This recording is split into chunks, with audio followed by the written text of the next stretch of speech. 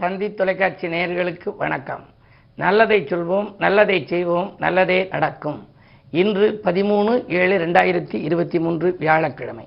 கார்த்திகை நட்சத்திரம் இரவு 12:02 வரை, பிறகு ரோகிணி நட்சத்திரம். இன்றைக்கு கார்த்திகை நட்சத்திரம். கந்தப்பெருமானை சொந்த பெருமானாக நினைத்து வழிபட வேண்டிய நாள். அதற்கு பிறகு இன்று ஒரு முக்கியத்துவம் வாய்ந்த நாள்.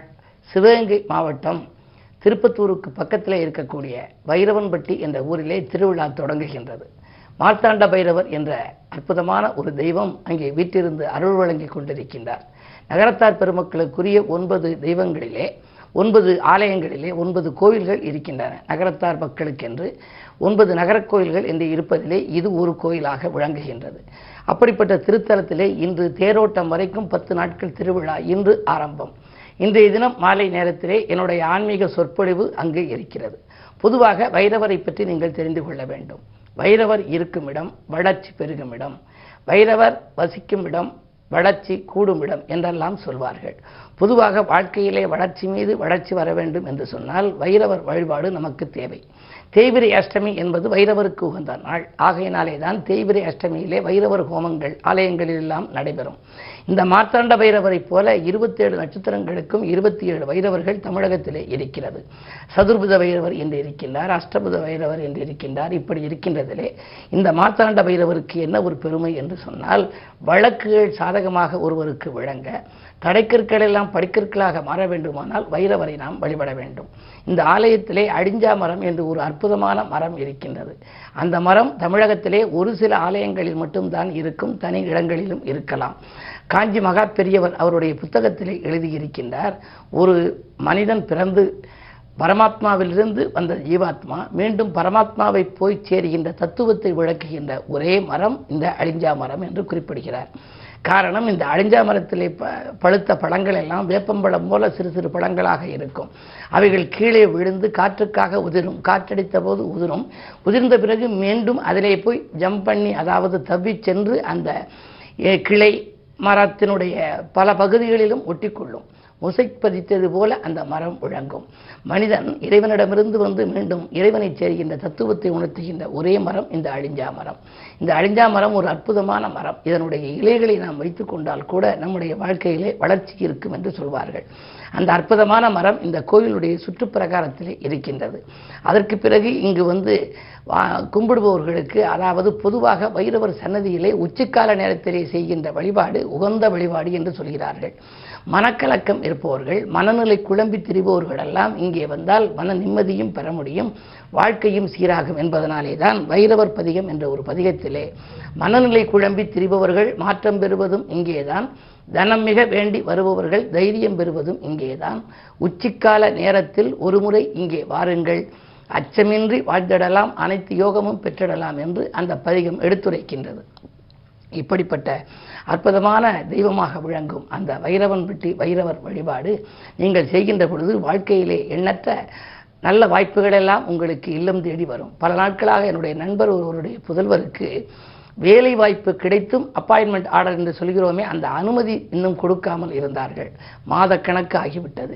இந்த வைரவன்பட்டி மார்த்தாண்ட வைரவரை வழிபட்டால் மறு நிமிடமே, மறு நாளே, மறு வாரமே உங்களுக்கு பலன் கிடைக்கும் என்று நான் சொல்லியிருந்தேன். அவரும் அதே போல மார்த்தாண்ட வைரவரை தேய்பிரை அஷ்டமியிலே வந்து வழிபட்டார். வழிபட்ட மறுநாளே அவருக்கு அந்த வேலையில் சேரக்கூடிய ஒரு வாய்ப்பு வந்தது. பொதுவாகவே எந்த தடையாக இருந்தாலும் அந்த தடைக்கற்களை மாற்றுகின்ற ஆற்றல் தெய்வ அருளுக்கு உண்டு. அதிலே ஒரு குறிப்பிட்ட தெய்வமாக விளங்கும் அந்த வைரவர் வழிபாட்டை நீங்களும் மேற்கொள்ளுங்கள். இன்று அந்த ஆலயத்திலே தொடங்குகிற அந்த விழாவிலே, அதாவது தேரோட்டம் வரை 10 நாட்கள் நடைபெறும் அந்த திருவிழாவிலே முதல் நாள் நிகழ்ச்சியிலே இன்று என்னுடைய ஆன்மீக பேருரை இருக்கிறது. வாய்ப்பு இருப்பவர்கள் இது போன்ற வைரவர் ஆலயங்களுக்கு நீங்கள் சென்று வழிபட்டு வந்தால் உங்கள் வாழ்க்கையும் வளமாகும் நலமாகும் என்ற நல்ல கருத்தை தெரிவித்து இன்றைய ராசி பலன்களை இப்பொழுது உங்களுக்கு வழங்கப் போகின்றேன்.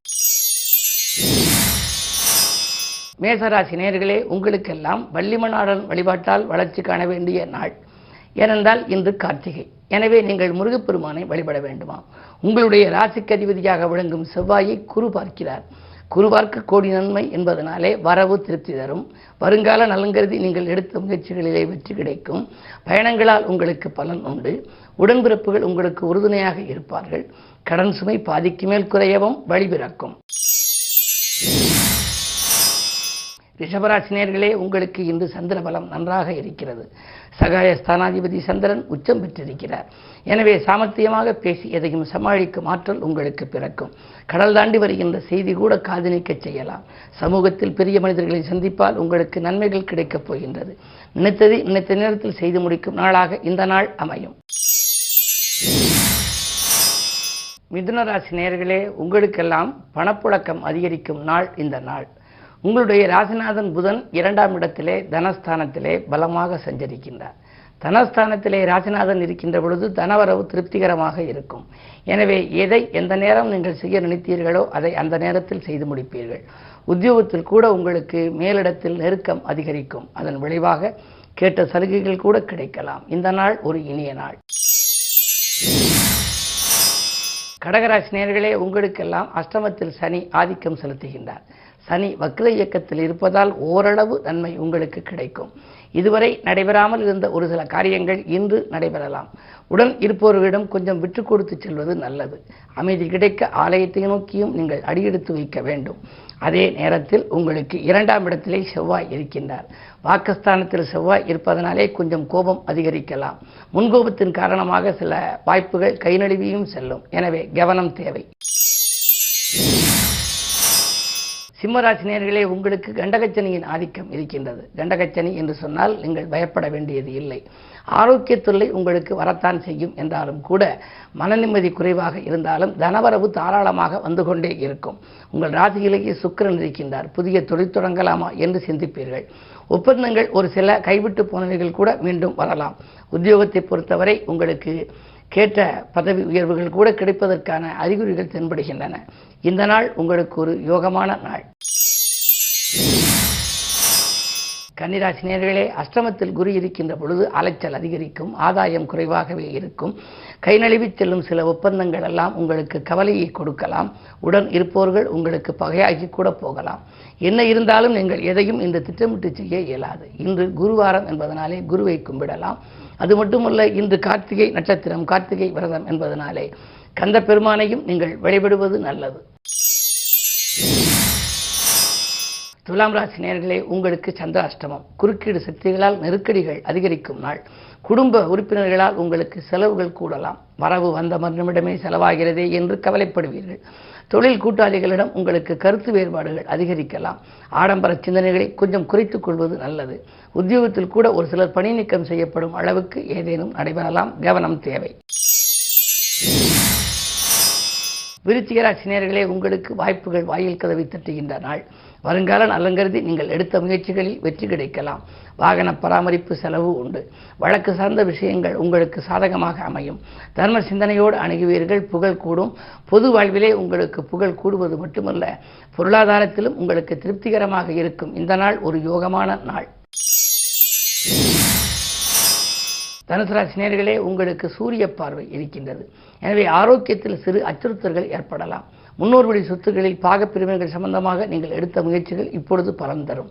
என்ன இருந்தாலும் திருமணம் போன்ற சுபகாரியங்கள் நடைபெறுவதில் தடை ஏற்படுகிறது என்று நினைப்பீர்கள்.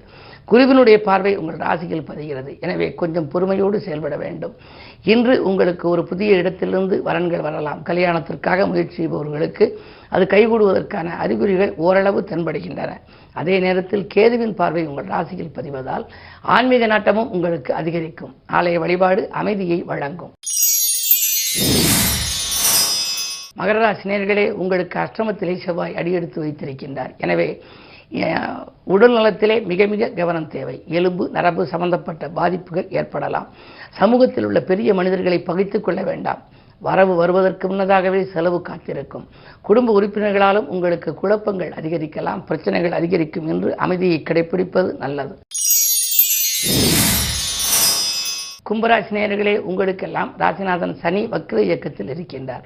பொதுவாகவே ராசிநாதன் வலுவிழந்திருக்கின்ற பொழுது ஆரோக்கிய தொல்லைகள் அதிகரிக்கும். மனநிம்மதி குறைவாகவே இருக்கும். அதே நேரத்தில் செவ்வாய் உங்கள் ராசியை பார்க்கின்றார். செவ்வாய் சனி பார்வை என்பது பகை கிரகங்களின் பார்வை அவ்வளவு நல்லதல்ல. திட்டமிட்ட காரியங்களில் ஒன்றிரண்டு திசை மாறி செல்லும். உடன்பிறப்புகள் உங்கள் குணமறிந்து நடந்து கொள்ள மாட்டார்கள். தொழில் கூட்டாளிகள் கூட உங்களை விட்டு பிரியலாம். எனவே கவனம் தேவை. அதே நேரத்தில் இன்று குருவாரம் என்பதனாலே குருவை கும்பிடுவதன் மூலம் ஒரு சில காரியங்கள் உங்களுக்கு கைகூடலாம்.